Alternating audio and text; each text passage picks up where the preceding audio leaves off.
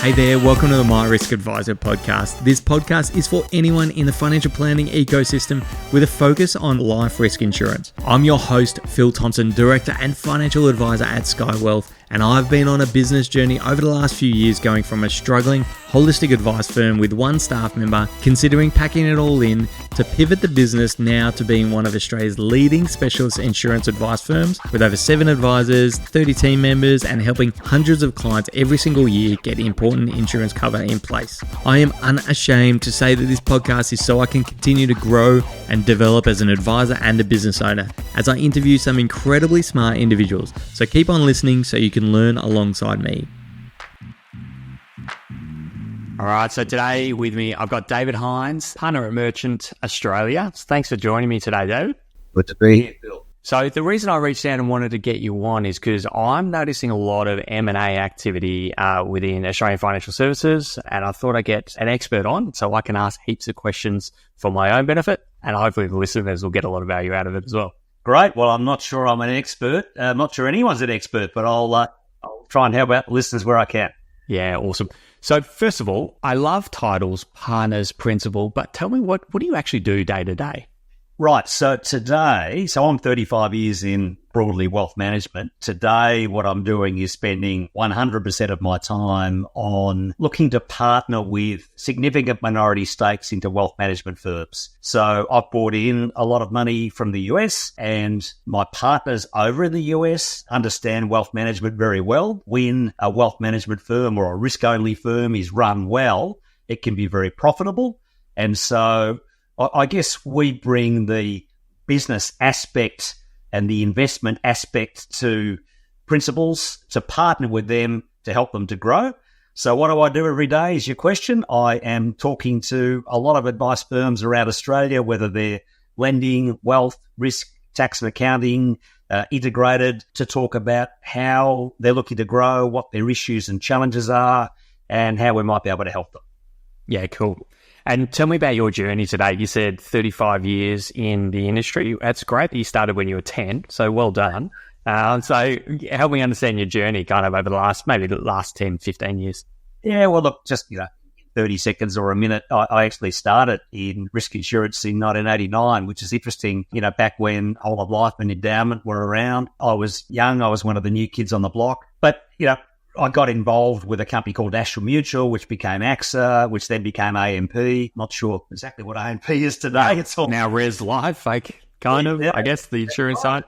Exactly. So, look, and I embarked on the wealth side in the early 90s. I got my own license in 95. I went fee-based in 99. We did a large merger to create a company called Shadforth Financial Group in 2008. That was day one, 80 million revenue and 25 million EBIT.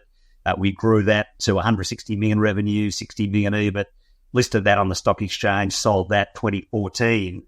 And the last 10 years, I've been advising advice firms as a coach and as an advisory board and board member. From 2014 to 2024, that's what I've been doing. But part of that journey the last couple of years, I recognised this huge amount of M&A that was going on in wealth management throughout the world. I saw multiples that were much higher in the US and the UK than in Australia. That interested me. I had clients in Australia that were looking for capital partners. And so I've really pivoted in the last couple of years to being full-time running Merchant Australia on behalf of my partners over in the US.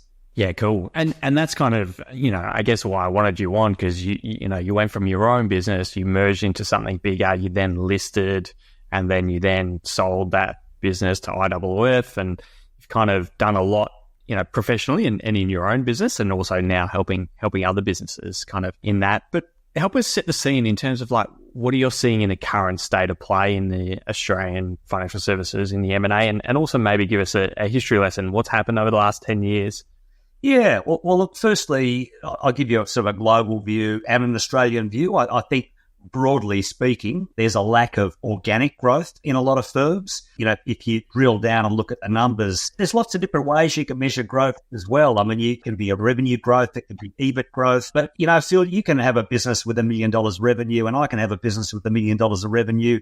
We can merge. And so automatically we're $2 million of revenue. And someone might say, oh, you've doubled the value of your business overnight. Well, you've got to look at the earnings per share, the earnings per shareholder. And in doing that particular transaction, we haven't actually made any change at all. So I like to look at growth in what's impacting the shareholders and driving growth in earnings per share. So look, what I'm seeing broadly is a lack of organic growth. The best firms are growing at north of 15% per annum.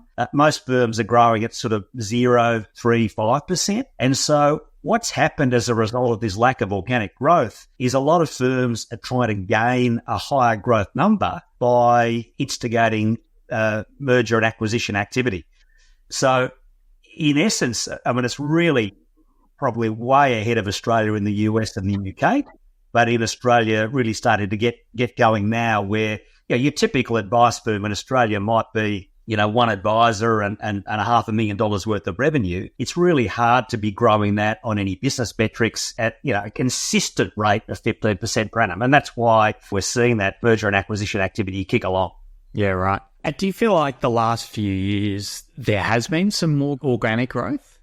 Well, what we've seen is that advisor numbers drop from 26,000 down to 15,000. So you would think with increased supply of advisors and the same or higher demand that there's that growth there. But look, I meet with a lot of advice firms and some of them might think they're growing because their AUM grows or their premium under management is growing. But ultimately, if you drill down to the EBIT or even the earnings per share level, there's not quite the levels of growth that I would like to see if I was a shareholder in those firms.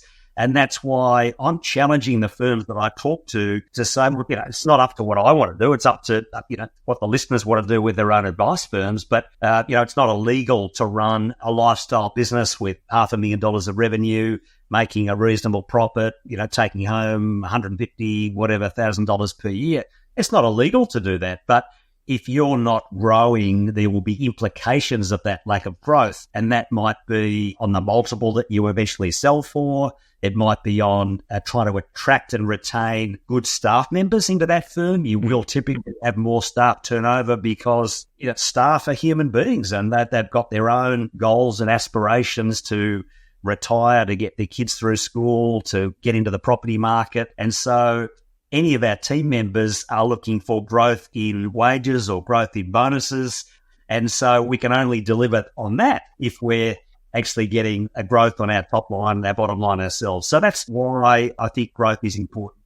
Yeah. I mean, the reason I kind of asked that question is because, and it's probably the bubble that I'm in, like our business is growing and the people I'm talking to is growing and everyone's talking about we can't kind of scale up quick enough to service demand because, as you said, 25,000 to whatever, 16,000 is a big gap in the market. And so, and talking about that team, that's really interesting. We're hiring associate advisors at the moment. We interviewed four yesterday, and 2 of the 4 came back and said, well, one of them, their story was, I don't know when I'll become an advisor because we're not growing. We've just got to wait until someone leaves before that position's available. And the last 2 people who left, they didn't even fill that position. So that individual, they can't see that growth trajectory in their own business that they're working in. That's why they're looking at other opportunities. And exactly right. So if, again, it's not illegal to not be growing, it's not illegal to be running a nice, small, boutique lifestyle business, but that comes with implications. And you just described it. I mean, we do see some of these non-growth, smaller firms with staff turnover way higher than what they'd like because their team members are saying, hey, what about me? I'm trying to get into the property market. I'm trying to get ahead in my life. So, yeah, that's the implication. And the only solution, we talk about this client value proposition, but I think it's an incumbent on most firms to have an EVP, an employee value proposition. And we talk about these notions of attracting and retaining great team members. And I think growth is a really important part of that, all things being equal. Yeah, I agree. And one of the articles that you wrote more recently was talking about that the rule of 40, which I found really interesting. And just quickly explain to the listeners what the concept is. Yeah, look, it's only a concept and it's only a rule of thumb, but the rule of 40 is saying if you add together your profit margin or your EBIT margin and you add to that your growth multiple, it is ideal if that number's hitting 40 or more. Now, the rule of 40, so I'll give you an example in a moment, but the rule of 40 goes back to SaaS businesses, software as a service businesses, because SaaS businesses typically weren't profitable, which was fine on the basis they were growing at 40% per annum or more. So zero profit plus 40% or more growth meant that they were hitting their rule of 40. The rule of 40 is just as applicable to wealth management firms or risk-only firms or lending firms. All things being equal in wealth firms, our EBIT margins should be in that 25 to 30% range. So if you have 25 to 30% EBIT plus 10 to 15% growth, gives us that rule of 40. So what I'm trying to say on rule of 40 in wealth firms is just as a guide, just as a rule of thumb, something to think about, that if you are hitting that 40 or more, that's going to be attractive to investors.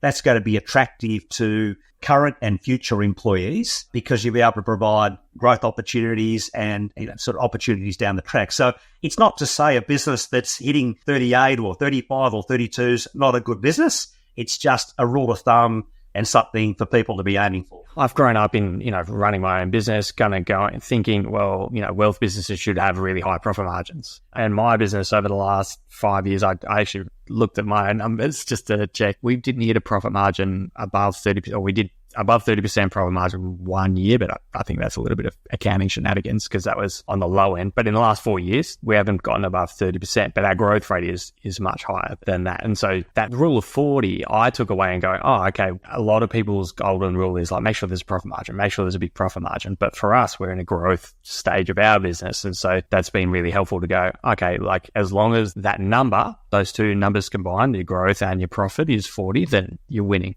Look, it's just a guide. And, there are some businesses out there. I think, a couple of the really big trends in Australian wealth firms would be to, I understand that we're talking risk only amongst other things today, but some firms using managed accounts, which improves their efficiency and therefore their profitability. A lot of firms are using outsourced or offshoring back office into, India, Sri Lanka, Philippines, which is coming with a cost arbitrage, which is helping the EBIT margin. And so we do come across firms that are in that 40, 45, high 40% EBIT margins. But that's fine. But if you're not growing, that comes with its own implications. So I think it's healthy to get, if we're aiming for this rule of 40, it is healthy, I think, to be hitting it with a decent growth rate as well as a good EBIT margin and not just a high EBIT margin.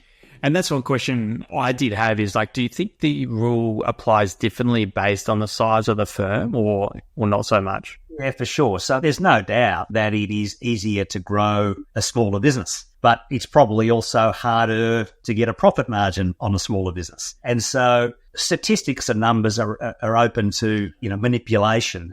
For example, many businesses can move from a 20% to a 40% EBIT margin by paying the owners a smaller salary and having a high profit, right? So there needs to be an allowance for a reasonable salary, even if it's just done as a manual calculation as opposed to an actual payment, because it's more tax effective to be taking money out of small businesses through dividends, through trusts, as opposed to through salary. So we get all that. But yeah, there needs to be an appropriate adjustment in there. But look, the bottom line is it's much easier to grow a small business, harder to get a profit margin.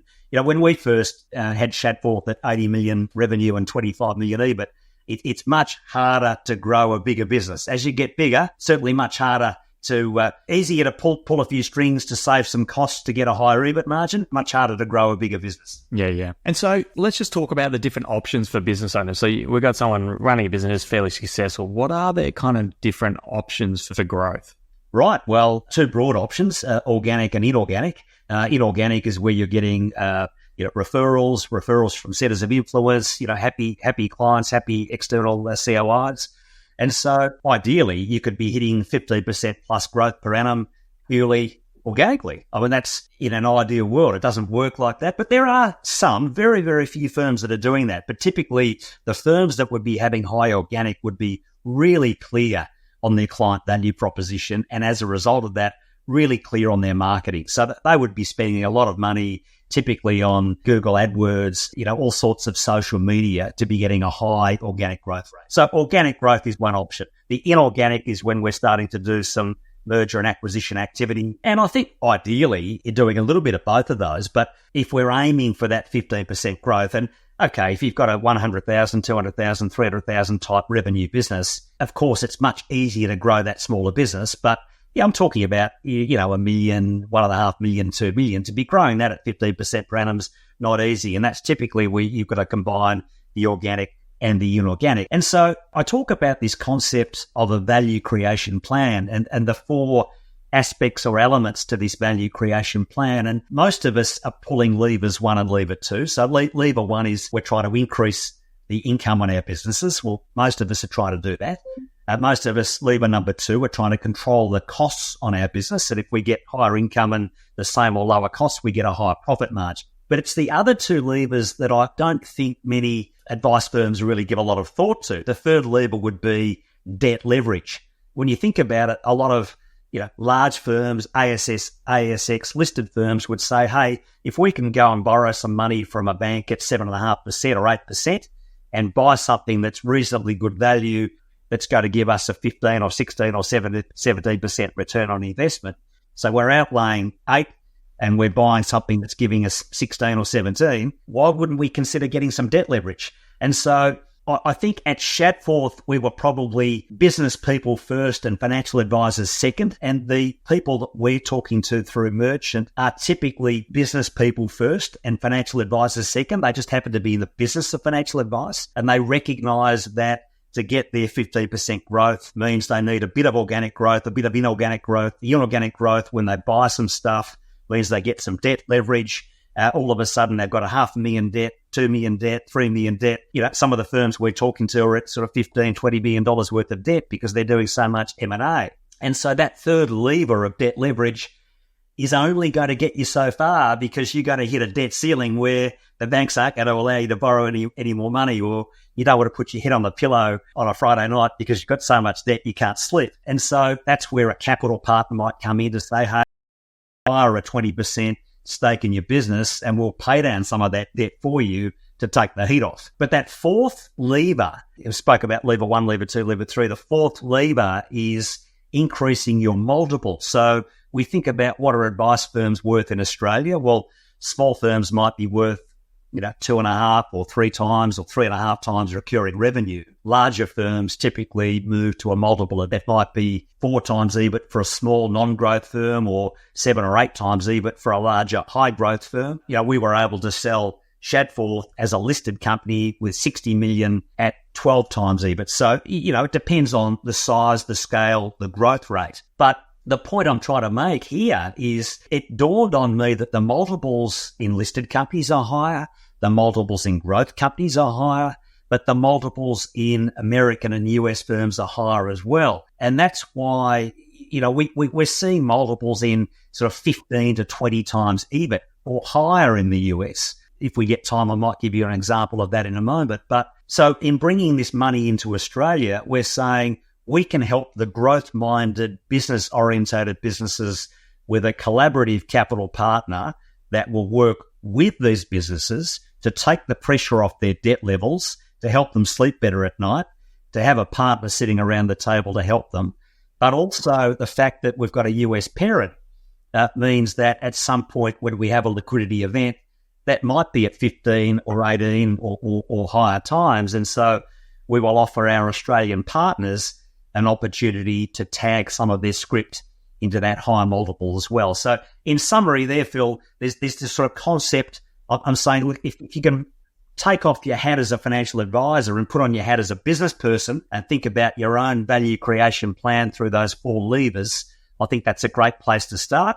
And then thinking about that in the context of your rule of 40 and try to get a 15% growth rate and a 25% EBIT margin. They're all good things to be thinking about with your business hat on as opposed to your financial advice or your risk insurance hat. Yeah, so effectively we're going, businesses look at outsourcing overseas because there's that geo arbitrage of going, well, overseas staff are less expensive for the similar kind of level of capability. And we're doing the same thing when it comes to investments. US firms are looking at, do we buy it 18 times or do we look at Australia and go, well, they're selling it 8 times. So it's basically a cheaper business for the US capital to come into Australia. And not just US, but Europe and there are other players in the market coming in and going, well, it's actually effectively cheaper because of the market in Australia is much cheaper than what it is if they were to look at a firm overseas.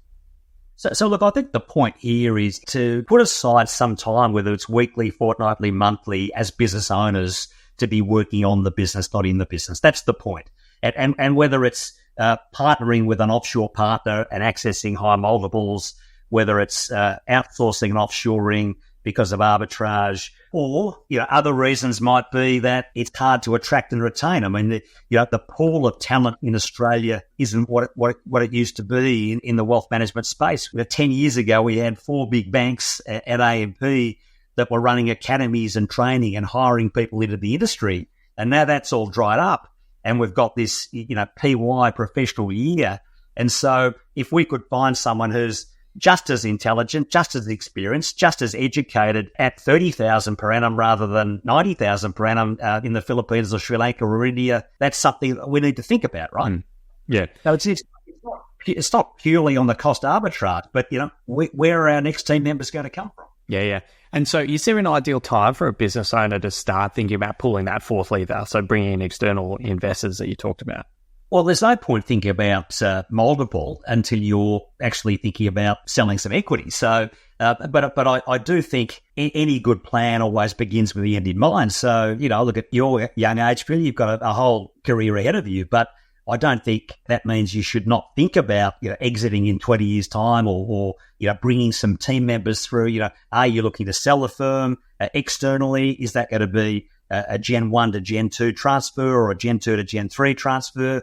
There's no right way to do it, but it's always nice to have a view on what that plan might look like, because it is going to be a Gen 1 to Gen 2 transfer. You've got to be bringing some really capable people coming through, and you've got to be growing the firm. Otherwise, why would Gen 2 want to buy a stake in a share in a company from Gen 1 that's not growing? So, a lot of these points are all related. I think the point is to be spending some time working on the business and working on the plan, rather than just doing the day-to-day financial planning or risk insurance work. So ideal times probably yesterday or today, but tomorrow's not bad either if it's done on a regular basis, monthly, quarterly. And so my next question is about red flag. I want you to kind of speak at both points of view. So are there any red flags that a business owner should consider when bringing in external investors? And also I want to talk about, some of the red flags as an external investor that you look at when it comes to the business, either the individual owners and the way they conduct their business or overall as a business. I'd love to talk about both sides of that coin there.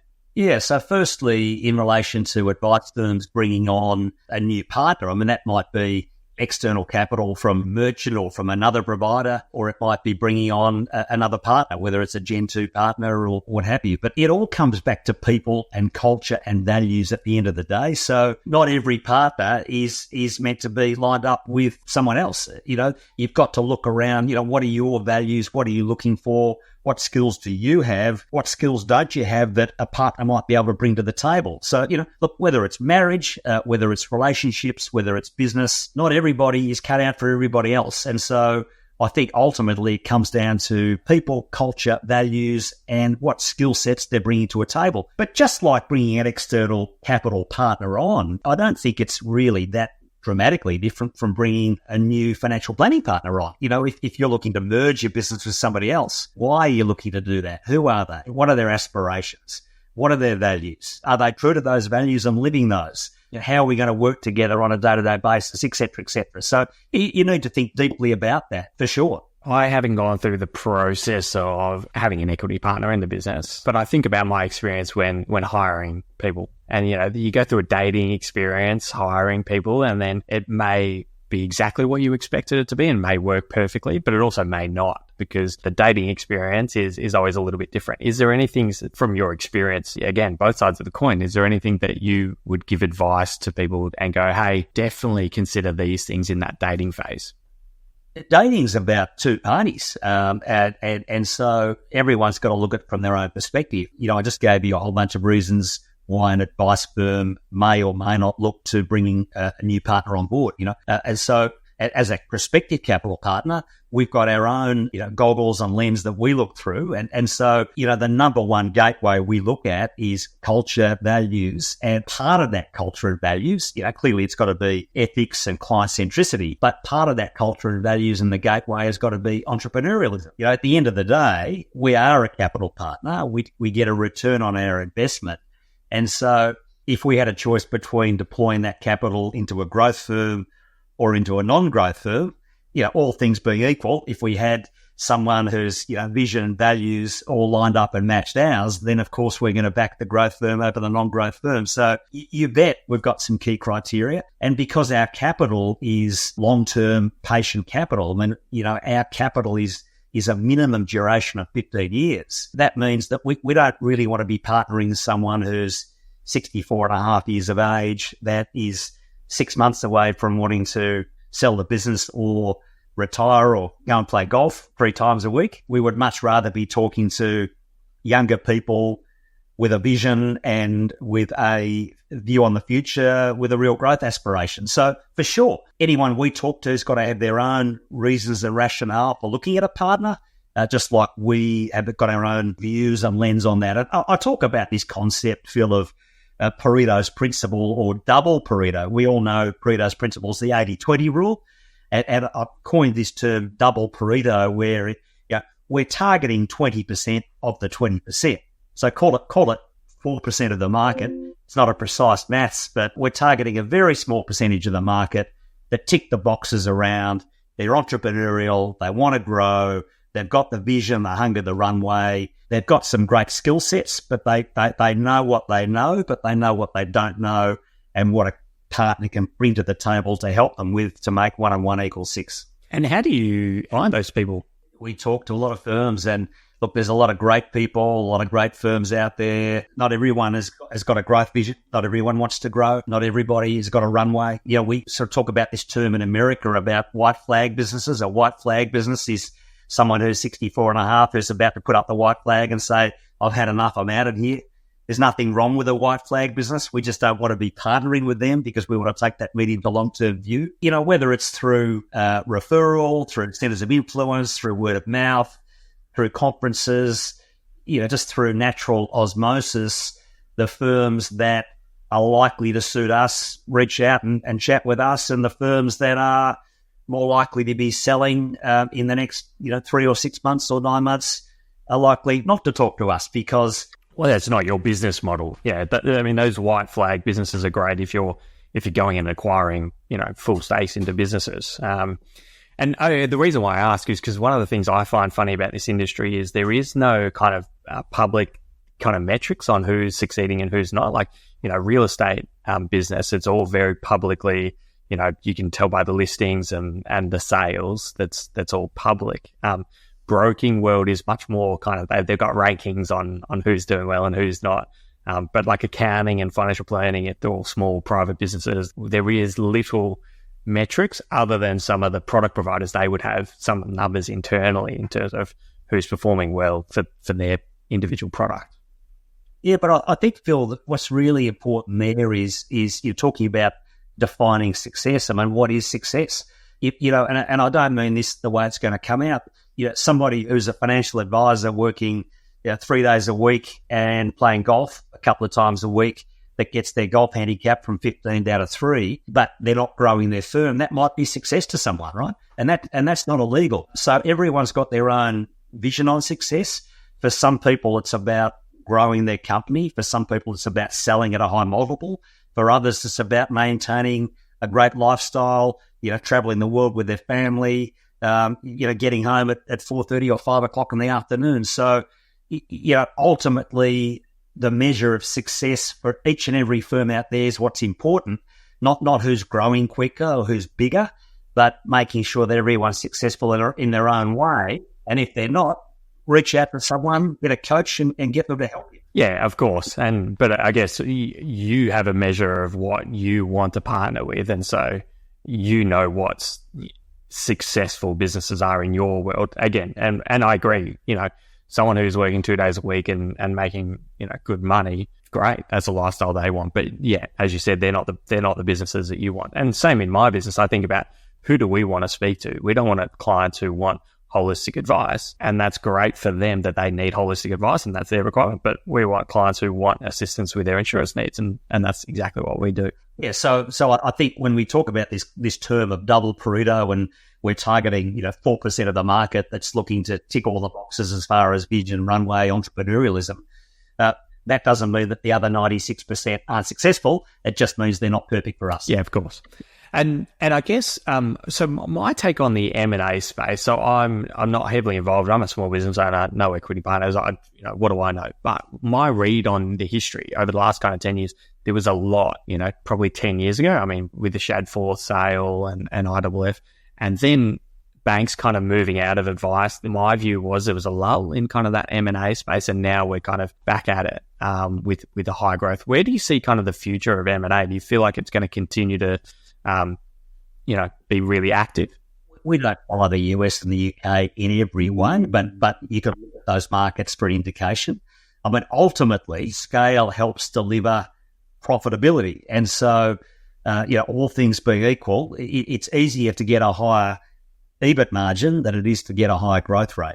The growth rate, as we mentioned earlier today, if we can do that organically, it's much cheaper to do it organically than inorganically. But look, I'm just seeing more and more firms are starting to look at the business metrics side. Scale can help you to achieve some of those business metrics. It's nice to achieve scale organically, but the reality is it's a long way home, and that's where the inorganic comes in. And so I can't give you stats on whether M&A is greater today than 3 or 5 or 7 years ago, but I think there's just as strong a focus on it today as there's ever been. And I think that will continue to be here for all those reasons we discussed, Phil. Yeah, no, that makes sense. Okay, that's awesome. And in terms of, I guess, advice for firms that, we'll start wrapping it up, but what's your advice for firms that are starting to look at partners, and bringing capital partners into their business? What's your advice for them? Well, my advice to any business is to think about you and your business first and foremost. It's not about capital partner A or capital partner B. It's what are you looking to do? Are you hitting your targets? There's some great rules that we spoke about today. The rule of 40, is that your rule? Are you achieving that? If you're not achieving that, what would need to happen in order that you can achieve that? Talking about the value creation plan, have you done M&A before? Have you borrowed some money before? If you have, did it work? Why didn't it work? And so, maybe the first step might be to be getting a business coach or someone to help you out on your advisory board. But then if you're really starting to get that plan in place and that vision in place, and the debt levels are starting to creep up, and you say, hey, I'd really love some wise heads sitting around the table here, that's when you might reach out to a potential capital partner or two and have a chat and see whether there's a likely match there, like we spoke about earlier with you looking to employ someone. It's got to be good both ways. Yeah.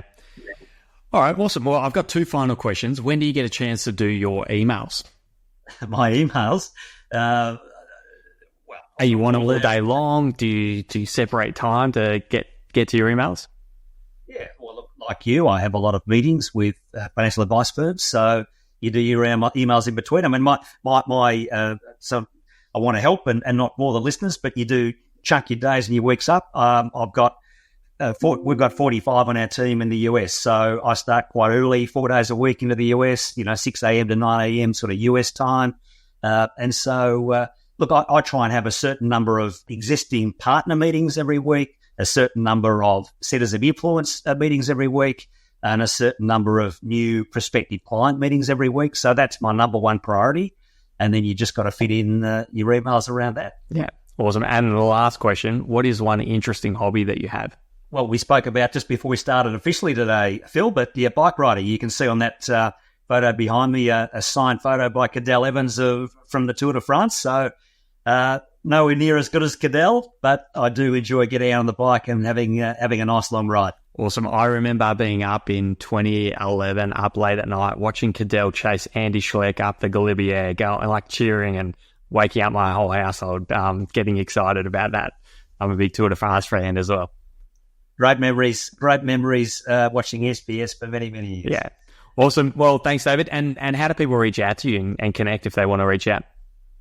Look me up on LinkedIn, David Haintz, spelling Haintz. That's probably the easiest way. Just shoot me a message through there and I'll be right back to you. Amazing.